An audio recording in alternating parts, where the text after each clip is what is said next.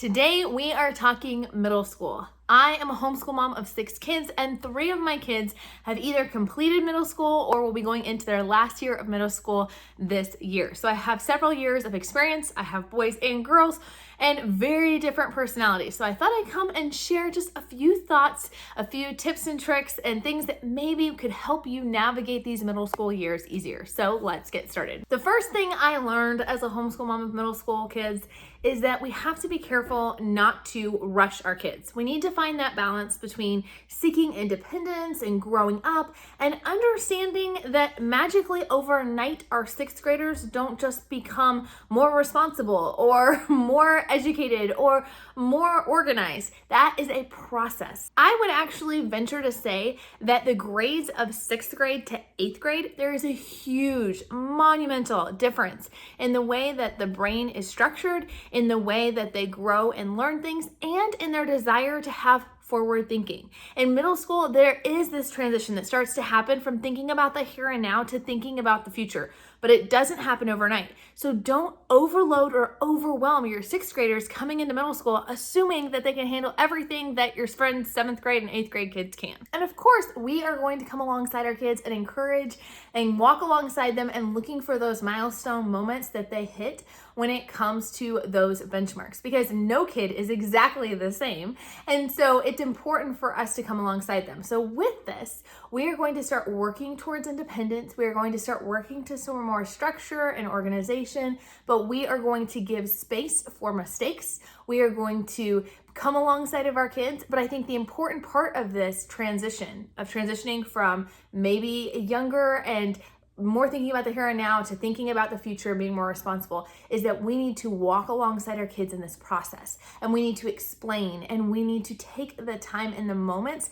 to break things down for them. So for example, when they get a larger workload in the 6th grade and they're kind of overwhelmed by it, instead of blowing it off or expecting them to just rise to the occasion, help them to see where the breakdown in maybe their study habits or their time management is, and help walk them through that to learn, you know what, you're right, it is a lot that you have this research paper coming up, but let's break down these steps so that they're bite-sized pieces that you'll be able to actually handle them. Let's sit down together and make these deadlines and figure out what is appropriate amount of time to plan for this activity and teach them those skills. Along with that is tip number 2, which is to encourage independence in our kids as much as possible without abandoning them altogether. As a 2nd generation homeschooler, I have seen this time and time again. As soon as your kids are able to work independently, we oftentimes as moms, and I understand why, because we've got a lot going on, can tend to toss off all the work and just not give a lot of accountability there, or just even a lot of just emotional support. So ideally what this is going to look like is that you are going to give your kids an appropriate amount of homework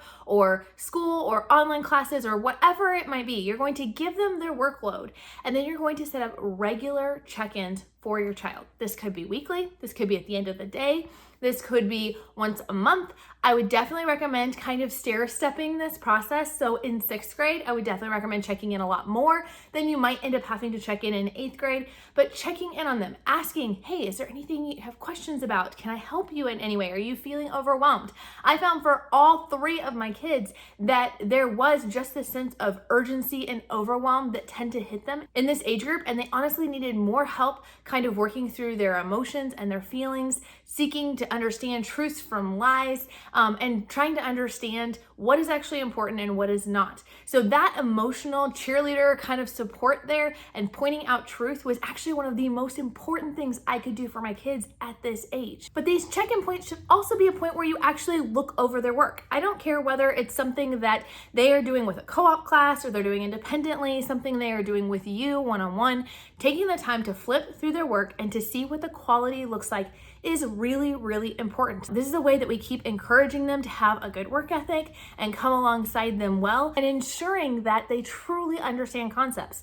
Because the thing about middle school is everything in high school is going to build off of what they've learned in middle school. So if they don't fully understand a concept, it's going to hurt them down the road more now than ever. So it's important that we really make sure they understand these skills. And if they don't, taking the time to stop and give them the help they need. The third thing is really taking the time in middle school to put a heavy emphasis again on organization, time management, and training them in keeping their schedule. This is going to be crucial as they go into high school and just as they start adding more to their plate, whether they start working, whether they start having more activities, maybe they go to a youth group, maybe they've started doing more competitive sports. There's just more that they have to balance in their day, and they need to be taking more ownership of this. So one thing that we did that I highly recommend is to actually take a summer and do a study skills course. You could definitely do this during the school year, but it helped, I think, having it during the summer when the load was a little bit lighter. And we actually went through the Victus study program. I've made a video about it. I will link it down in the description below and right here for you guys. But it is something that I feel like was incredibly helpful to my kids to understand the method behind these things, to be able to know how to take a test, especially since we don't test very often in our homeschool, and understanding how to really break down larger projects into bite-sized pieces. We also started incorporating the homeschool student planners from Not Consume Ministries into my kids' school when they entered middle school. And I actually made it a requirement. Now, I didn't start this in 6th grade. I didn't start it till 7th and 8th. And I feel like that was probably a wise choice. I'm not sure my 6th grader would have been ready to handle it. But in 7th and 8th grade, I had them start using the Not Consume planners, which breaks down what they need to do for today in the checklist. It has habit tracking. It helps them to look at their overarching goals and break those down. And what I did with that is I told them that that was actually part of their assigned schoolwork. So it was in the past, I've gotten planners for them. And I'm like, hey, if it's helpful, use it. If not, don't sweat it. This is a time that I really wanted them to do that. And they have found a lot of freedom in that. They have found it to actually be a really helpful tool. And I really think it will help them plan for the future. Number 4 is something that I'm really passionate about. And that is letting our kids start to dip their toes in the water, so to speak, into things that they might be interested in the future. I think it's really important that we help our kids to explore all of the different options out there for them. It is really hard that we expect our kids in high school to know automatically what they want to do for the rest of their life. And I don't want to put that pressure on my kids, but I do want to help them be prepared. And I do want to help them make the most of their high school years when they can take advantage of things like dual credit and doing college classes and getting high school and college credit. Or maybe it is getting the opportunity to have an internship. I want to make sure that that's a positive experience. So starting in middle school of letting them dip their toes in those interests can be really helpful in making the most of those high school years. What do I mean by this exactly? Let me explain. So they may not be ready for a full-blown internship, but maybe they have something that's been kind of interesting to them. So for instance, for my son, he had always been really interested in art, and over the years, we've developed that and worked on that. We've never done formal curriculum or classes in that area. He's just very self-taught with that. And so we decided that middle school was a great time to invest in those actual courses and lessons to make sure that this is something that he wants to continue to do as a future career.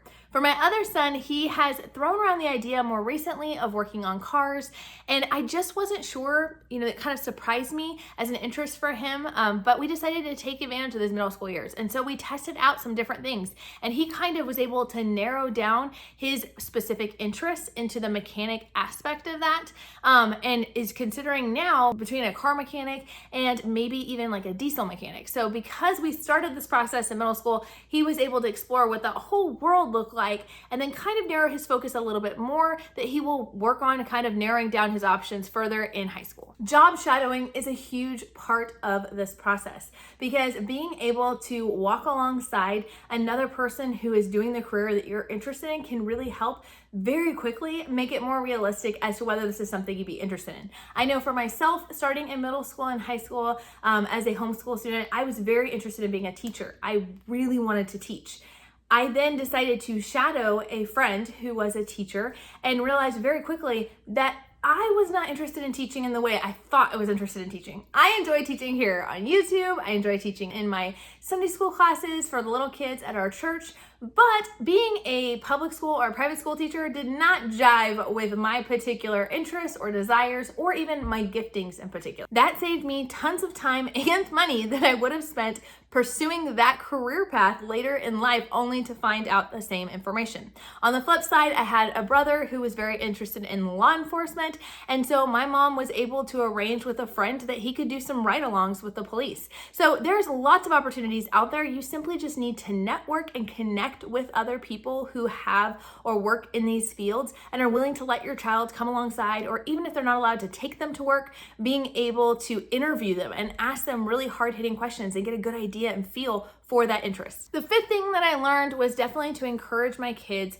to learn outside of me. And what I mean by that is in middle school years, it's not that all their courses or curriculum need to be this way, but at least some of them, I think it's important to start stair-stepping them into some more independence and to more exposure of different outside thinkings or resources or teaching styles. So for us, this looks like doing some online courses that they are doing where they have a primary teacher who's not me. I'm still there managing their homeschool. I'm still checking in. I'm still very aware of what is being taught, but it's not me.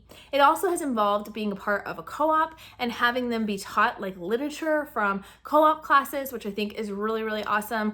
And it gives our kids an opportunity to learn what they need to do as far as following deadlines. Sometimes as a mom, when we're the only one setting deadlines, it can become fluid, right? We know that our kids have had a hard day and it's okay. You can just turn in that research paper tomorrow. But they need to learn that there are such things as hard and fast deadlines. They need to understand that different teachers have different standards or strictness levels. They need to understand the beauty of learning something from somebody who is passionate about that particular project, topic, or idea. And obviously the feedback that they're going to get, or maybe being challenged a little bit by other students in the class, is going to help them to grow more as an adult. If you want to know about what some of our favorite different subjects and curriculums are out there to practice and work on this idea of independence and learning from others, not involving mom quite so much, be sure to subscribe because I'm going to have a video coming out on that very topic this month.